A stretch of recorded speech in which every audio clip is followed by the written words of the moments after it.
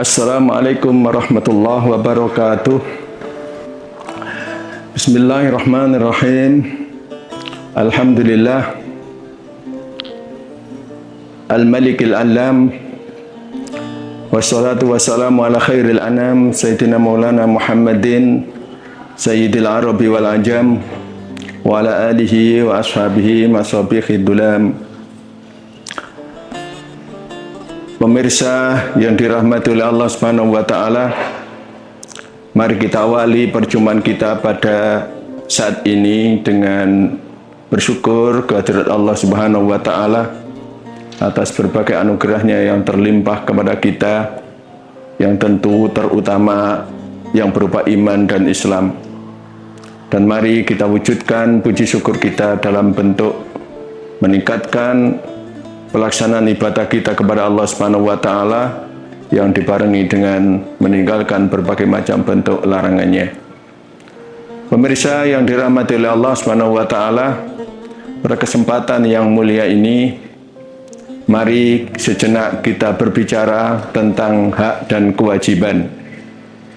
Sebagai manusia tentu kita sangat erat dengan hak dan kewajiban. Istilah ini di dalam literatur Arab sering dibalik dengan istilah al-wajibat wal hukuk. Kewajiban-kewajiban dan hak-hak. Jadi bedanya dengan istilah yang dipakai secara luas. Kalau yang secara luas mendahulukan hak, mengakhirkan kewajiban, maka di dalam literatur Arab, di dalam tradisi masyarakat Arab, kewajiban yang lebih didahulukan daripada hak. Memang demikianlah di dalam ajaran agama Islam, bahwa kita sebagai seorang muslim, maka hendaknya kita lebih fokus kepada kewajiban daripada fokus kepada hak. Karena siapapun yang mendahulukan kewajiban, yang mengutamakan kewajiban, akan mendapatkan haknya secara penuh. Bahkan bisa jadi hak yang diterima lebih banyak dibanding dengan kadar kewajiban yang diberikan. Sekali lagi bahwa dengan mendahulukan kewajiban, mengakhirkan hak, maka bisa jadi hak yang diterima akan jauh lebih besar daripada kewajiban yang telah diberikan. Mengenai tema ini, saya teringat dengan sebuah kisah yang terjadi pada masa Rasulullah Shallallahu Alaihi Wasallam.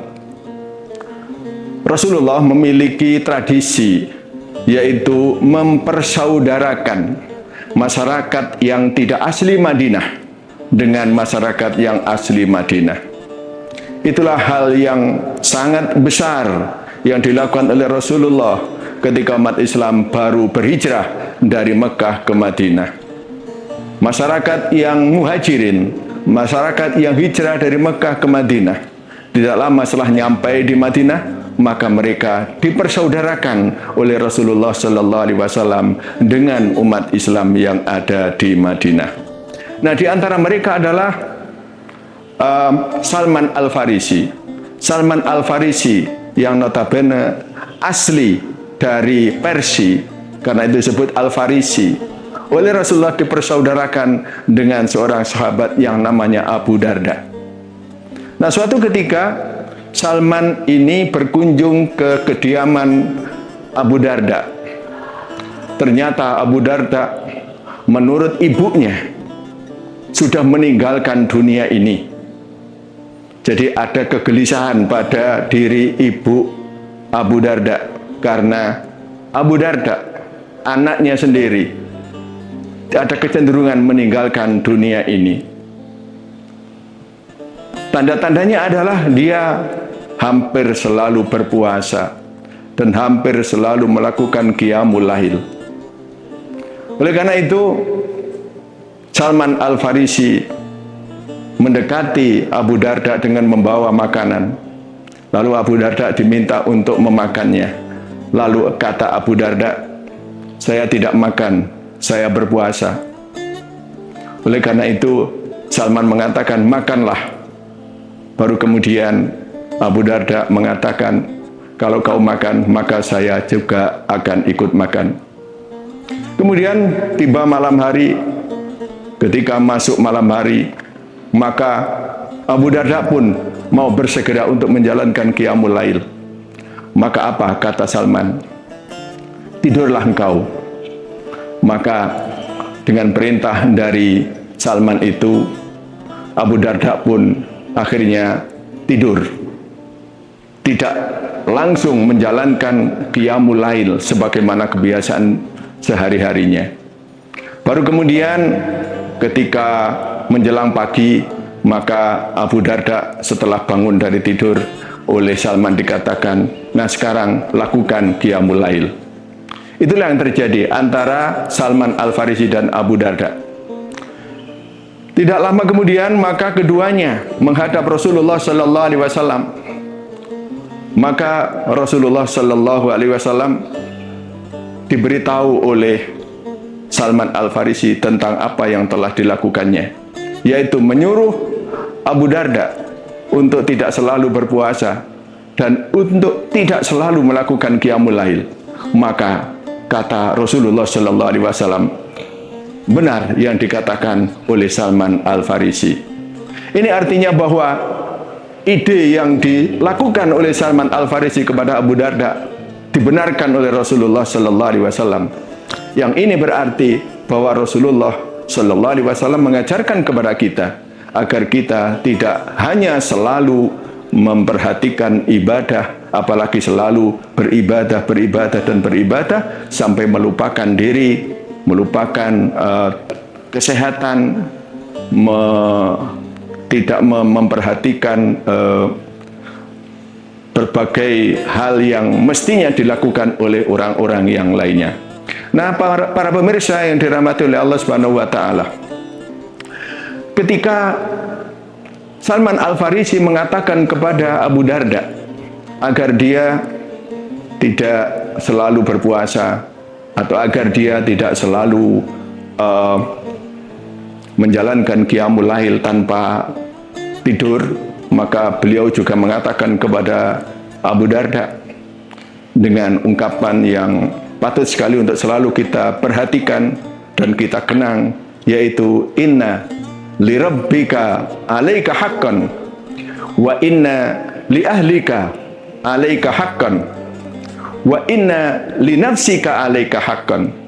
Sesungguhnya bagi Tuhanmu ada hak yang wajib kau penuhi, dan bagi keluargamu juga ada hak yang wajib kau penuhi, dan bagimu sendiri juga ada hak yang wajib kau penuhi.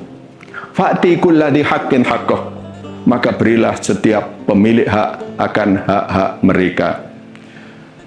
Pemirsa yang dirahmati oleh Allah Subhanahu wa taala, mengenai apa yang disampaikan oleh Salman Al-Farisi kepada Abu Darda ini, mari kita sedikit ulas. Yang pertama adalah hak-hak Allah yang harus kita semua penuhi. Apa itu hak Allah? Tentu amat banyak, karena Allah lah yang Maha Kuasa. Allah lah yang harus kita sembah.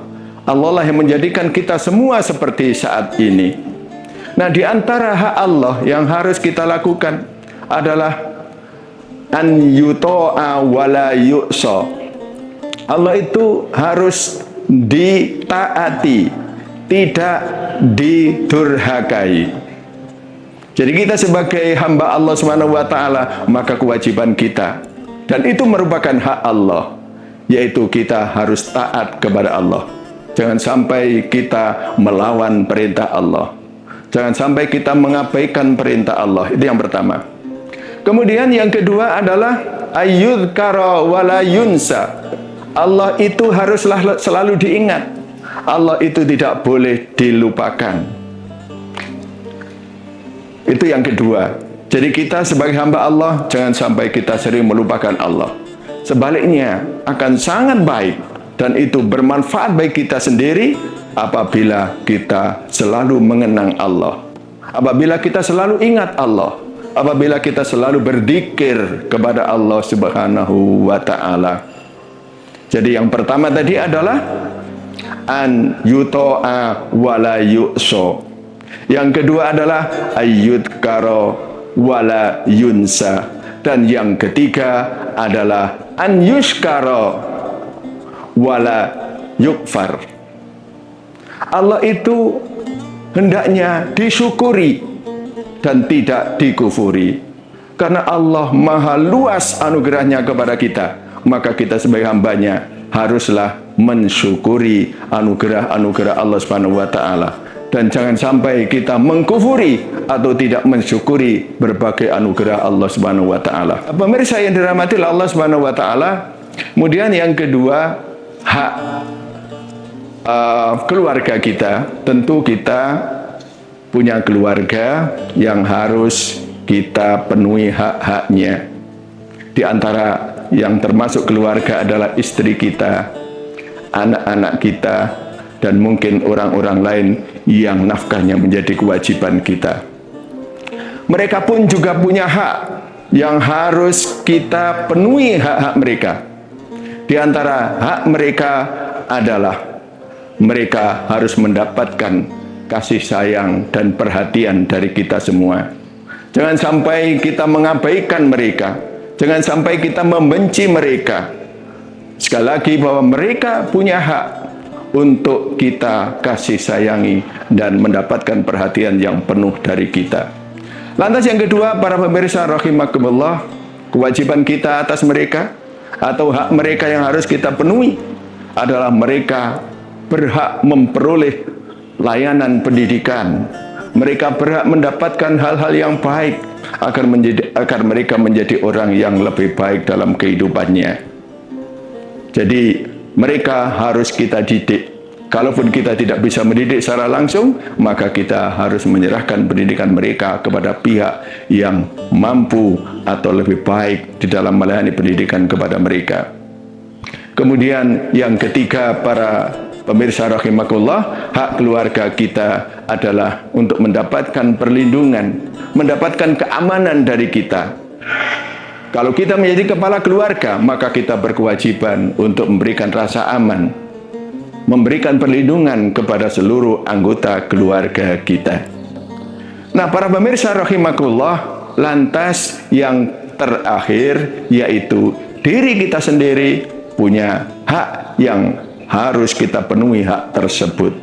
Sebagaimana disebutkan dalam hadis atau yang tadi disampaikan oleh Salman Al-Farisi kepada saudaranya yang bernama Abu Darda, maka memang kita sangat baik untuk selalu berpuasa. Tetapi Salman mengingatkan, jangan sampai Abu Darda selalu berpuasa. Kita juga demikian. Kalau sekiranya berpuasa tidak ada efek negatif pada diri kita, silakan. Tapi kalau ada efek negatif, maka jangan selalu berpuasa. Demikian juga melakukan qiyamul lail. Melakukan qiyamul lail itu sangat terpuji, sangat baik. Akan tapi jangan sampai karena selalu qiyamul lail akhirnya menjadikan kesehatan kita terganggu. Maka hal-hal semacam itu pun juga harus kita pertimbangkan di dalam selalu kita beribadah, semisal puasa, atau di dalam kita melakukan qiyamul lail sebagaimana dilakukan oleh Abu Darda tersebut. Pemirsa yang dirahmati Allah, kiranya itu aja yang bisa kami sampaikan pada kesempatan yang baik ini. Mudah-mudahan bermanfaat bagi kita semua.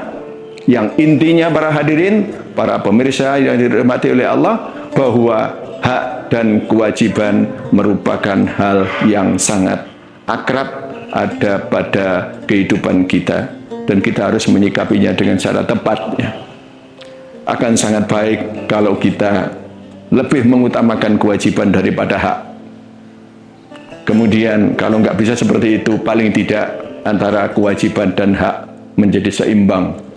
Jangan sampai kalau kita ini lebih mengutamakan hak, lantas kewajibannya terkurangi, lebih-lebih kalau kewajibannya sampai kita abaikan. Agama kita sangat menghormati hak, tetapi juga kita harus melaksanakan kewajiban sesuai yang seharusnya kita lakukan. Atas perhatian semuanya disampaikan terima kasih. Wallahul muwaffiq ila aqwamit thoriq. Wassalamualaikum warahmatullahi wabarakatuh.